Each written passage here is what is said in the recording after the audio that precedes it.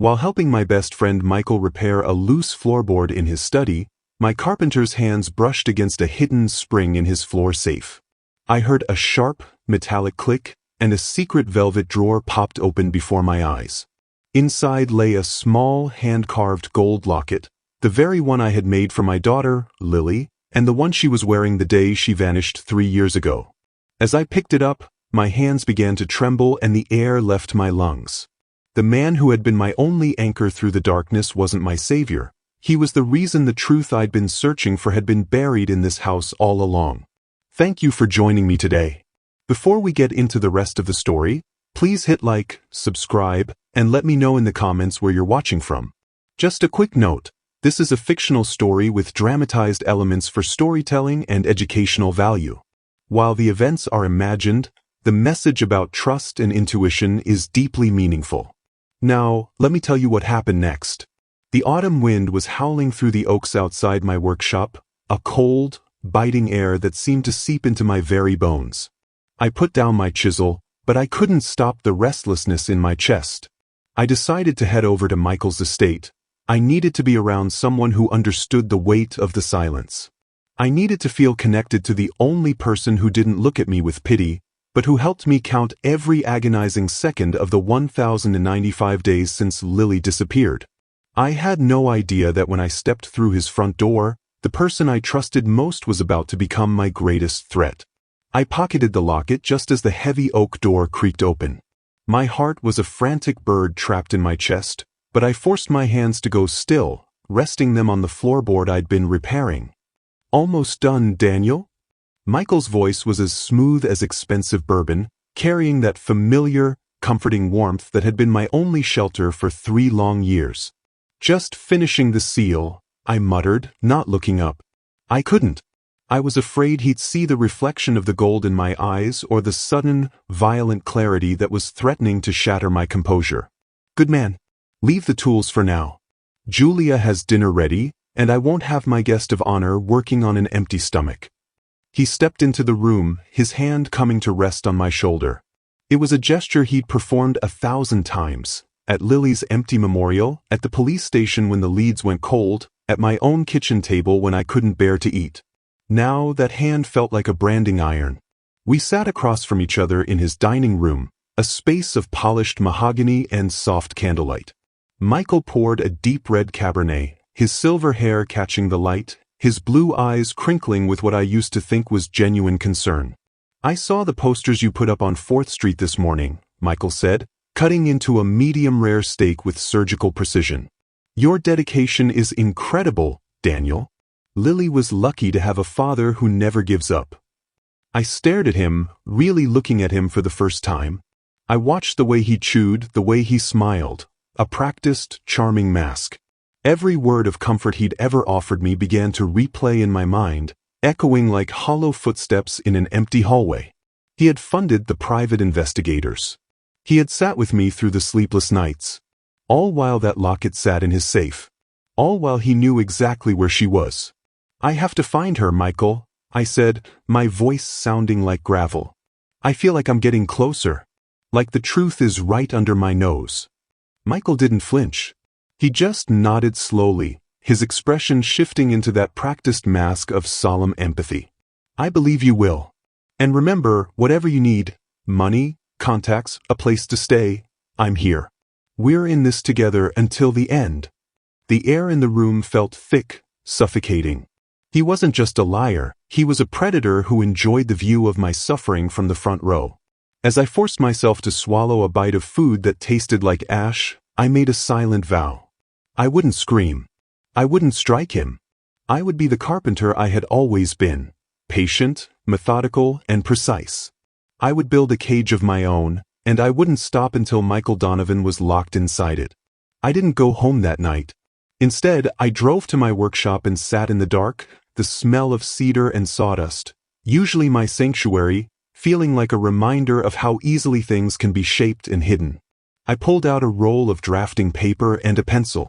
My hands, which had spent 40 years measuring the world to the 16th of an inch, were finally steady.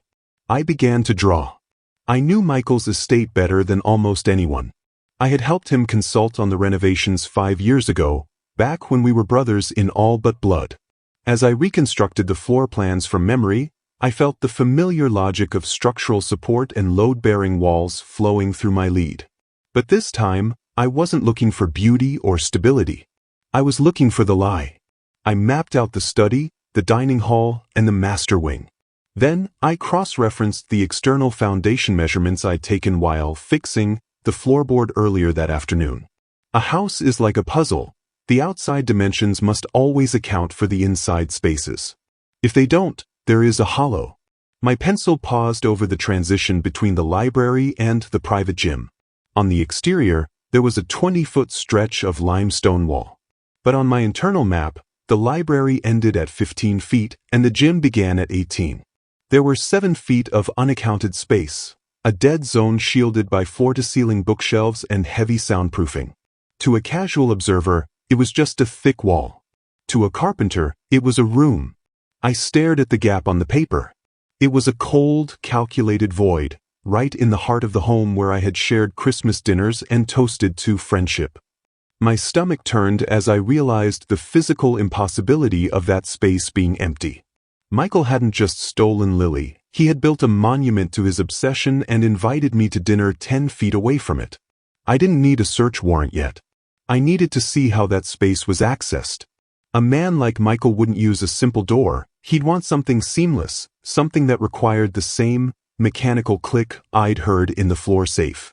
I folded the blueprint and tucked it into my tool belt. I had spent my life building homes for people to live in. Now I was going to take one apart, brick by lying brick.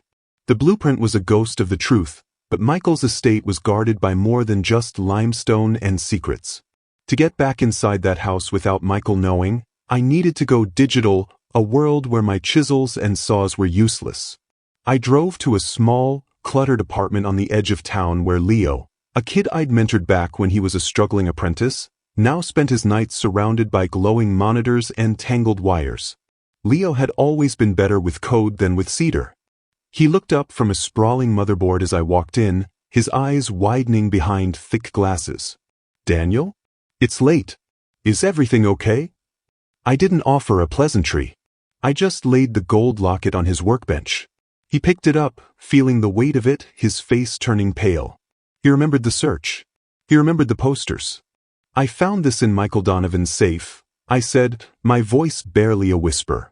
"I need to get back in there, Leo. But he has a system, cameras, motion sensors, the works. I need a blind spot." Leo didn't ask questions. He knew the kind of man I was, and he knew that for me to be here, the world had to be upside down. He turned to his keyboard, his fingers flying across the keys with a rhythm that reminded me of a master woodworker at a lathe. "Michael uses a closed-circuit system with cloud backups," Leo explained, his face bathed in the blue light of the screen. "High-end, military-grade encryption. But every system has a seam."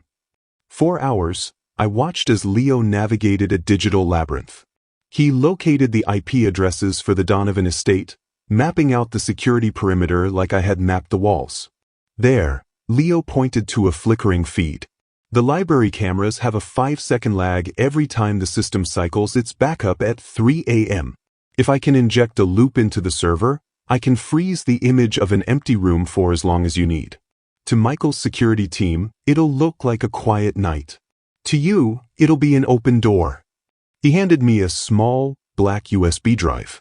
"Plug this into the router in the basement utility room. It'll give me remote access. I can kill the motion sensors in the library wing from here." I took the drive, the plastic feeling cold and alien against my callous skin. "Thank you, Leo." "Daniel," he called out as I reached the door. I turned back. "Be careful. A man who builds a room like that, he isn't just hiding a secret. He's protecting a life. He won't hesitate to end yours to keep it." I nodded, the weight of the drive in my pocket matching the weight of the locket. The carpenter and the apprentice were back on a job, but this time, we weren't building a home, we were preparing a raid. The USB drive from Leo didn't just give me a backdoor into Michael's home, it gave me access to his digital shadow.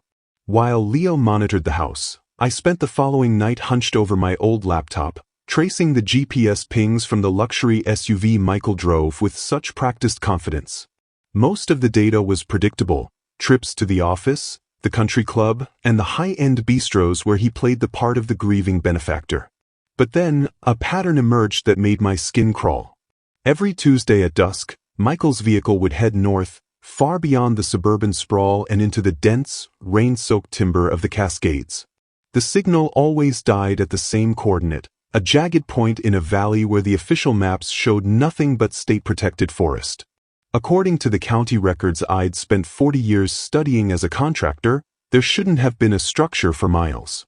I pulled up a satellite view, squinting at the screen until my eyes burned.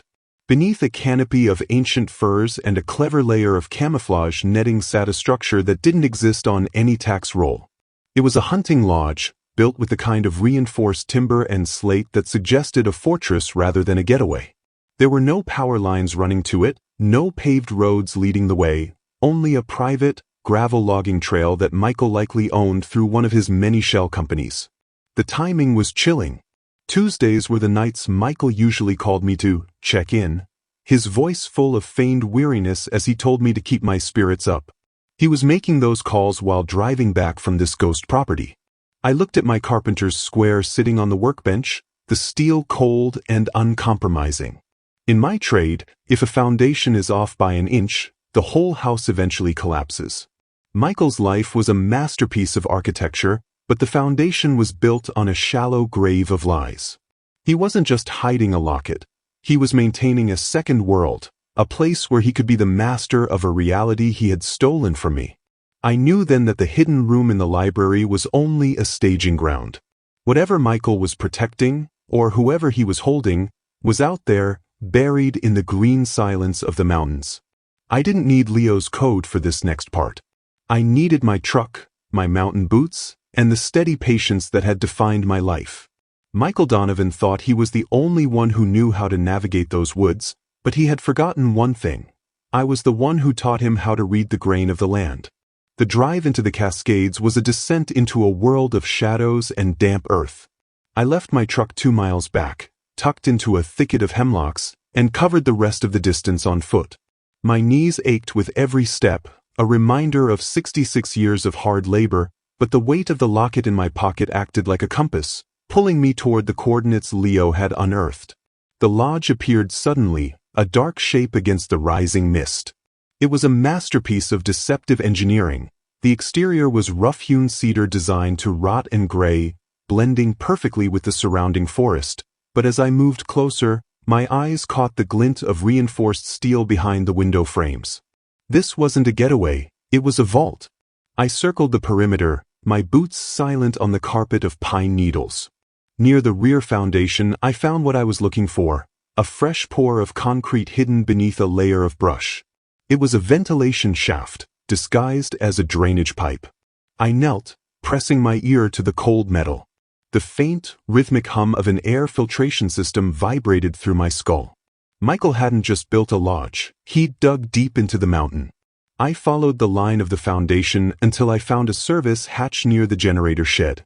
It was locked with a heavy industrial deadbolt, but Michael had forgotten that he was dealing with a man who taught him that every lock has a weakness in its housing.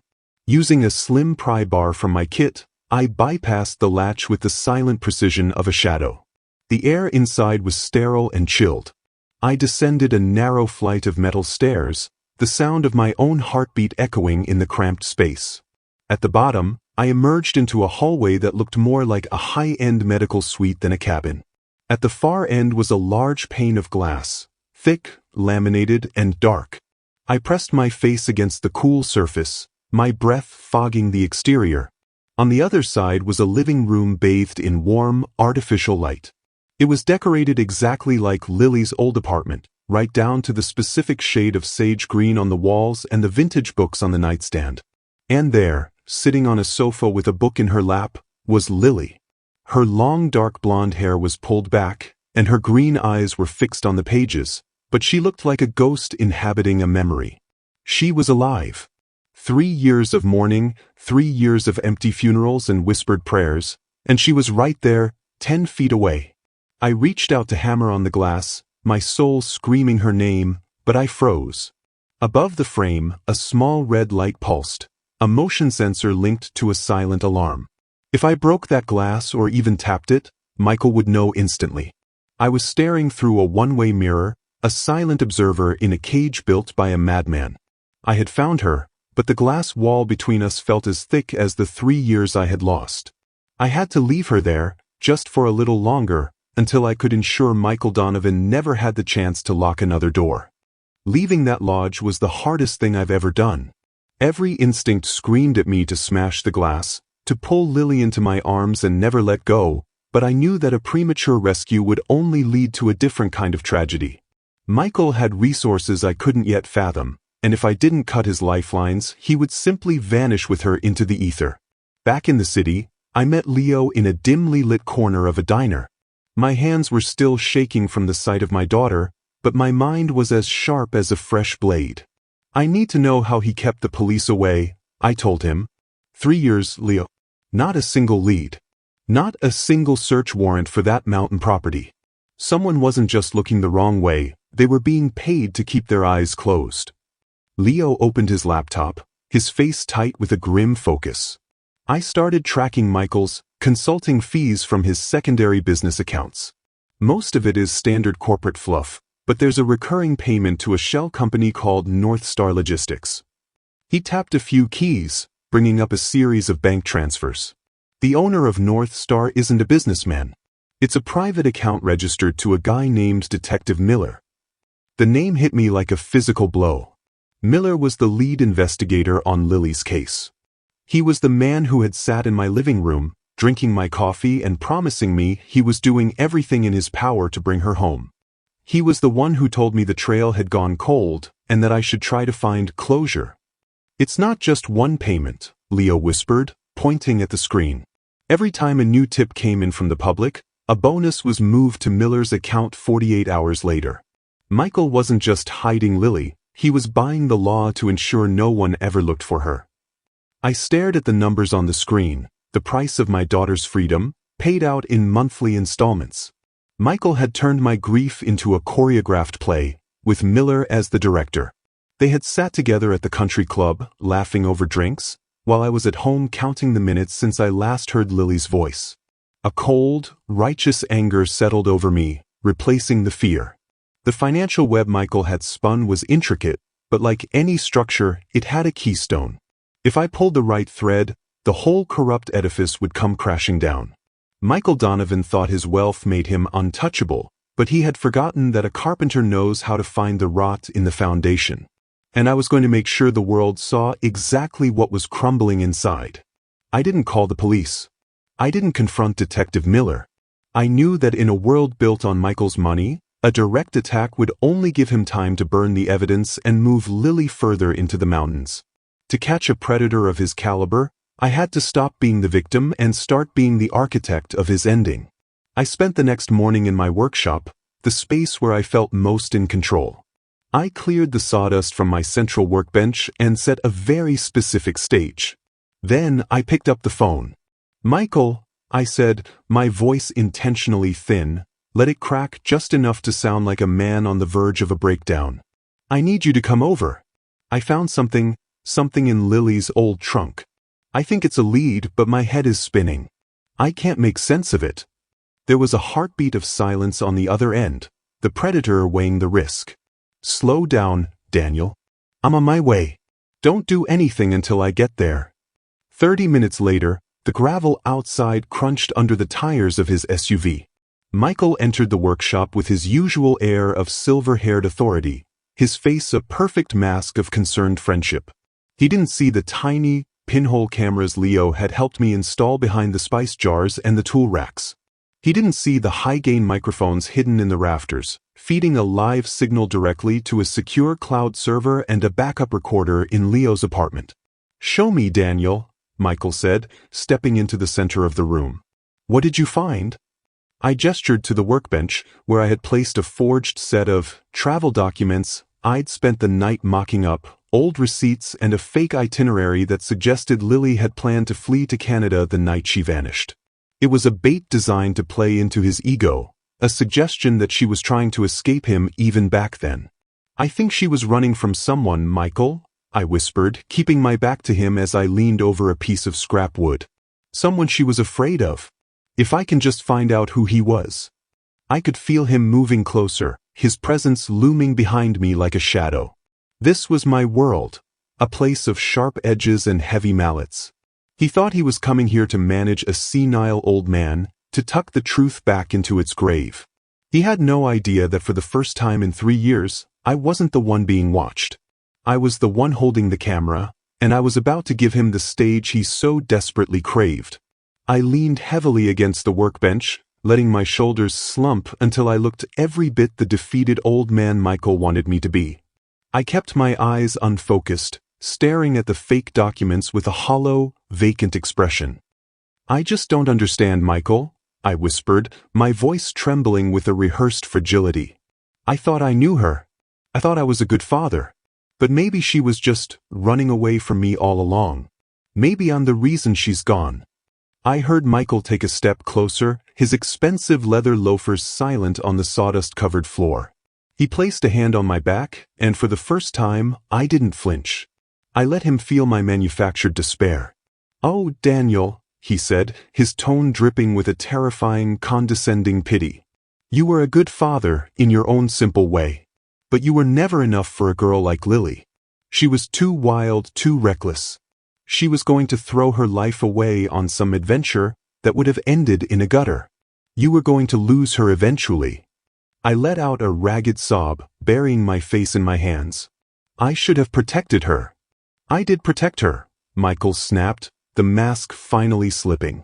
The warmth in his voice vanished, replaced by a cold, sharp arrogance that chilled me to the bone. "You would have let her go to Europe, to South America, to wherever that restless spirit took her. You would have lost her to the world. I'm the only one who realized she was a treasure that needed a vault." I looked up at him, my eyes wet with real tears, tears of rage, not grief. "What are you saying, Michael?" He laughed, a dry, hollow sound that echoed through the rafters. He began to pace the workshop, his silver hair gleaming under the fluorescent lights. "I saved her, Daniel. I gave her a world where nothing can hurt her. No men to break her heart, no accidents, no aging. In that lodge, she is perfect. She is preserved. I've given her everything she could ever need, and in return, I have the one thing I always wanted." He leaned down, his sharp blue eyes inches from mine, devoid of any humanity. "You should be thanking me. While you were busy rotting away in this shop, mourning a tragedy, I was ensuring your legacy remained pristine. She's safe because I was brave enough to take her. You were always too weak to keep what was yours, Daniel. That's why I have the locket, and that's why I have her." I stood there, trembling, as the digital recorders captured every monstrous word. He was no longer a friend. He was a self-appointed god gloating over his creation. Michael stood over me, his face twisted into a mask of smug divinity. He looked down at his manicured hands as if they were stained with nothing but the ink of a successful contract. "She's pure, Daniel," he whispered, the words coming out like a serpent's hiss.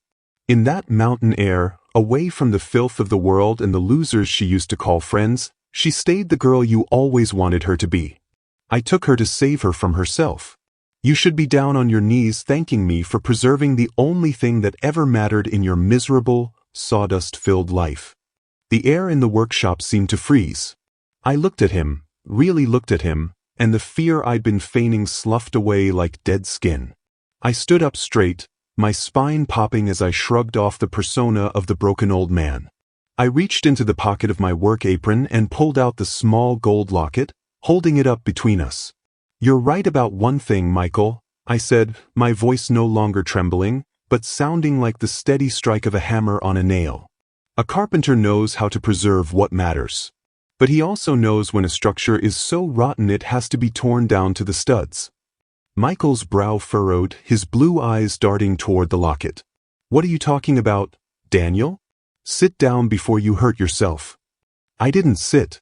Instead, I reached under the edge of the workbench and flipped a heavy industrial toggle switch. Suddenly, the overhead shop lights flickered, and a high-pitched electronic whine filled the room. Across the rafters, 3 small green lights turned bright, defiant red. "Leo," I said, looking directly into the pinhole camera hidden in the spice rack. "I hope the audio was clear. Tell the sheriff he has his confession." Michael's face drained of color, his skin turning a sickly, waxy gray. "Daniel? What is this?" "This is the end of the lie, Michael." The silence that followed lasted only a second before the world exploded. The heavy sliding doors of the workshop were kicked off their tracks with a violent crash. Blue and red lights strobed against the cedar walls, blinding and frantic. "Police! Nobody move!" Dozens of officers swarmed the space, their boots thundering on the floorboards I had spent my life maintaining. Michael spun around, his hands raised instinctively, his successful businessman persona finally shattering into 1,000 jagged pieces. Behind the first wave of officers stood a man in a different uniform, a state trooper I'd contacted through Leo's back channels, bypassing the corrupt Detective Miller entirely. As they forced Michael to the ground, pinning his silver hair into the sawdust, I didn't feel joy. I only felt a cold, sharp focus. I walked past my former friend, ignoring his muffled pleas, and looked at the trooper. "The lodge," I said, my voice a command. "She's in the mountain lodge. Get my daughter back." The helicopter blades whipped the mountain air into a frenzy as we descended toward the coordinates that had haunted my dreams. I sat strapped into the jump seat, my hands gripped so tightly around the carved locket that the metal bit into my palms. Below us, the hunting lodge looked small and insignificant against the vastness of the Cascades, a pathetic monument to one man's twisted obsession. The tactical team moved with surgical precision. I watched from the perimeter, held back by a young officer's firm hand, as they breached the reinforced cedar doors. The sound of flashbangs echoed through the valley like thunder, a violent awakening for a house built on silence. I counted every second, every breath, until the radio crackled with the words I'd waited 1,095 days to hear: "Target secure. We have the daughter." I didn't wait for permission. I broke into a run, my heavy boots thudding against the damp earth as I rushed toward the service hatch. I descended those metal stairs one last time, but this time, the sterile chill of the hallway couldn't touch me. The glass wall was no longer a barrier, the door was standing wide open. Lily was standing in the center of the room, her dark blonde hair illuminated by the harsh tactical lights of the rescue team. She looked small, her green eyes wide with a mixture of terror and disbelief. When she saw me, the book she was holding hit the floor with a dull thud. "Dad?" Her voice was a fragile whisper, a sound I had feared I'd never hear again. "I'm here, Lily," I choked out, my voice breaking under the weight of 3 years of unshed tears. "I'm right here." She moved toward me, stumbling at first, and then she was in my arms. She smelled of the same pine-scented soap Michael had stocked in her prison, but beneath that was the scent of my daughter, the warmth of the girl I'd raised.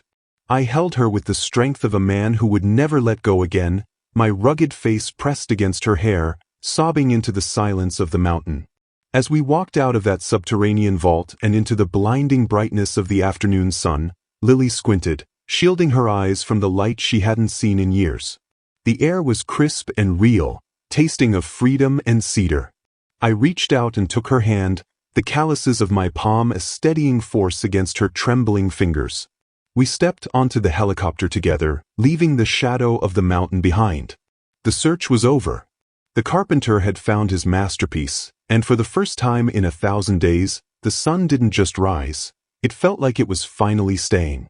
The rhythmic rasp of a hand playing against maple was the only sound in the workshop, a steady, peaceful pulse that replaced the hollow silence of the last 3 years. I watched Lily as she worked the other end of the long trestle table we were building together. The sunlight streaming through the windows caught the dark blonde of her hair and the bright, focused green of her eyes. She wasn't a ghost anymore. She was a woman reclaiming her life, one shaving of wood at a time. On the wall behind us, where the missing person posters used to hang like scars, there was now a simple, framed charter. It was the founding document for the Lily Harper Foundation. I had used the remnants of my retirement savings and the significant civil settlements seized from Michael Donovan's frozen estates, to build something that couldn't be locked away. We didn't just provide funding for private investigators. We provided a network of retired tradesmen, tech experts like Leo, and legal advocates who knew how to look for the gaps in the floorboards and the lies in the ledgers. Michael and Detective Miller were gone, relegated to the sterile gray of a high-security wing, but the rot they represented hadn't disappeared from the world. My steady patience, once a tool for survival, had become a weapon for justice. Every Tuesday night, the night Michael used to make his deceptive calls, Lily and I now sat at the workbench and reviewed files sent to us from families who had been told to seek closure when they knew the truth was still out there. "Dad," Lily said, looking up from the maple board. She reached into her pocket and pulled out the gold locket. She didn't wear it anymore. The weight of it was too tied to the darkness of the lodge, but she kept it on the bench between us as a reminder. "Do you think we'll ever stop looking for the hollow spaces?" I ran my hand over the smooth, finished grain of the table. I thought about the click of the safe and the glass wall in the mountains. "I think we'll always know how to find them, Lily. But now we're the ones with the light."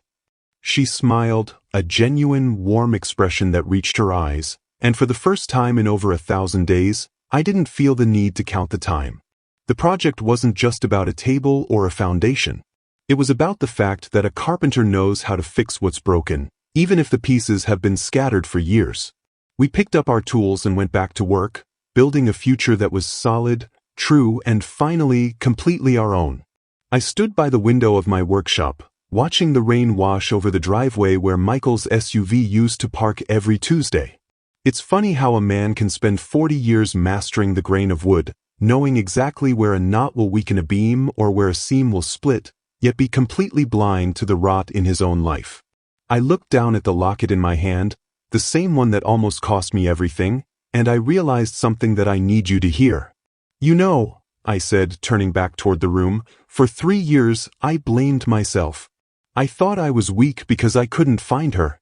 But the truth is, I wasn't weak, I was just looking for a monster in the woods, when the real one was sitting at my dinner table, pouring my wine."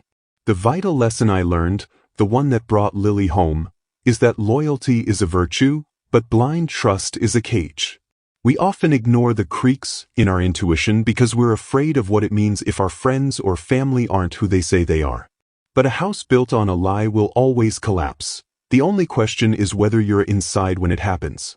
If my story has taught you anything today, let it be this: trust your hands, trust your gut, and never stop looking at the spaces between the walls. There are people out there who count on your silence to keep their secrets. Don't give it to them. There are more stories like mine, stories of people who found the courage to look closer, to dismantle the lies, and to fight for the truth. If you want to join me in uncovering these journeys and learning how to protect what matters most, hit that subscribe button and turn on notifications. Let's build a community where we look out for one another and never let the truth stay hidden in the shadows. Thank you for listening to my story. It's good to have you here in the workshop. I'll see you in the next video.